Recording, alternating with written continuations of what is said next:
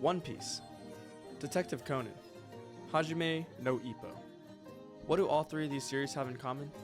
They've all been in serialization for over 25 years. One Piece began serialization nearly 28 years ago, in 1997. Conan, around 30 years, in 1994. And Hajime no Ippo, which has recently been licensed by Netflix for streaming, began serialization in October of 1989, over 35 years ago. All of these manga are continuous series that have over 1,000 chapters, and collectively, the three manga have a combined total of 358 collected volumes and 3,744 chapters. Less than a year and a half ago, I started reading One Piece after the live-action show aired on Netflix and successfully piqued my interest, and I have since completed all three of these series. Now, let me give you a little bit of context. I haven't watched the One Piece or Case Closed anime, so I won't be talking about any anime original stuff. Also, for the rest of the video, I'll be referring to the Detective Conan characters by their English names, since that's how I originally read the series. If you don't know, in the early 2000s, Funimation, who was in charge of the English dub at the time, decided to change the English names of the characters to make them more relatable. Thus, Shinichi became Jimmy, Ran became Rachel, and Hitori became Harley.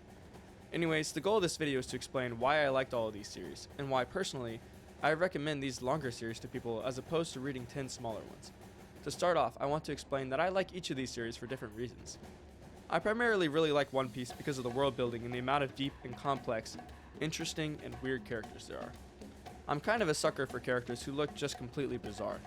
This is showcased in how two of my favorite Straw Hat crew members are Frankie, who's a disproportionate cyborg who doesn't wear pants, and Usopp, who's the biggest wimp in anime history, and also has the longest nose in anime history. There are plenty of videos out there explaining why you should watch One Piece, and personally, I would recommend to read the manga for anyone who is a fan of reading. But if you don't like reading manga, I would also recommend to watch the anime. Personally, I haven't watched the entire anime, but I picked up on the newest arc and I love going back and watching iconic episodes. One Piece is also in the process of redoing one of its most infamous arcs, which I personally loved in the manga, and hated in the anime. I watched the Fishman Island arc with my friend and it was, it was just bad. So, going forward, you can probably expect similar treatment from Toei Animation, redoing a lot of those arcs that were just mishandled in the anime. Now, why do I love Case Closed? This was the manga that I began reading right after I finished One Piece. I had just finished it, and I was feeling that itch of having that nice long slow burner of a series that I had gotten from One Piece, and prior to this time, I would have told all of my friends who recommended stuff to me that I couldn't be bothered watching a show that had 1,000 episodes like One Piece. But my anime hater friend literally convinced me to start it after he watched the live action show. Case Closed was naturally next up on my list. I had seen this series in an app that I had just started using called Viz Manga, which I recommend to people like me who live in America and want to read manga and they don't want to break the bank. I really was convinced though that this was my next read when I stumbled upon a YouTube video, and sadly I don't really remember who posted it, but he basically was talking about why he really liked Detective Conan, and so a few minutes into the video, I was convinced. I started chapter 1, and I was immediately hooked. I think I read Detective Conan faster than I read One Piece, and why is that? Well, I really like slice of life series. I grew up on shows like Phineas and Ferb, which have perfected the formulaic, everyday lovable slice of life genre. But what Detective Conan does, which I think I'm addicted to, is it sprinkles in droplets of complex and interconnected overarching plot involving a Japanese crime syndicate, the FBI, the CIA, and more. And without spoiling this series any more than I already have, it has some of the greatest moments of plot revelations, and I personally also love the formulaic crime catches that Conan, the main character, performs. They're all engaging, and I think there were very few times when I was thinking that I really was bored with the many plot arcs that were taking place.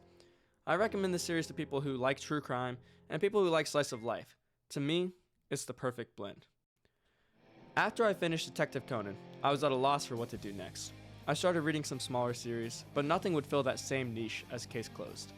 Admittedly, this is when I started falling away from anime and manga, and I started reading a different series, which I'll probably talk about in depth at a later time, called Dungeon Crawler Carl. Anyways, it was at the beginning of this previous school semester. I'm a college student, by the way, and I was bored at home, my roommate was gone, it was pouring outside, and I put on Netflix to see what I could watch. I started watching, you guessed it, Hajime no Ippo. I was immediately hooked by this series. Something about it just filled that hole that One Piece and Case Closed had filled for so long. This is the next thing about me you should know. I love sports anime. I've watched and read all of Haikyuu, Prince of Tennis, Blue Box, and more. And for whatever reason, they always get me hyped. I think my favorite sports series are the ones where you really feel involved in the sport.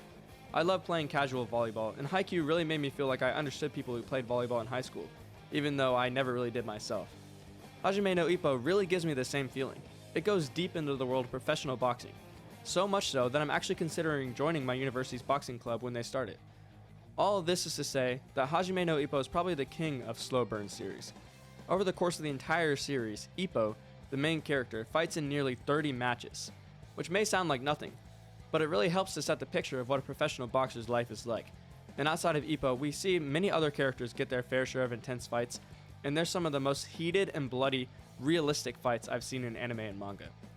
Suffice it to say that if you've been that kind of person who says, "Oh, One Piece is too long, just give it a rest," I know you've been binge watching all of Konosuba, Days with My Stepsister, and Domestic Girlfriend all in one night, so I don't want to hear it, bruh. I watch and read a lot of manga, and I also am a full-time college student, and I have 2 jobs, and I have multiple other hobbies. So honestly, y'all tripping if you think you can't watch One Piece because it's too long. All you have to do is give up on like 10 other dumb brainless shows for one well-written 10 out of 10 show. It's a no-brainer. So if you like my recommendations, then what are you doing? Go and start reading them. You can find One Piece on the Shonen Jump Plus app, Case Closed is on Viz Manga, and Hajime no Ippo is on... Yeah, you'll just have to find that one on your own, bruh.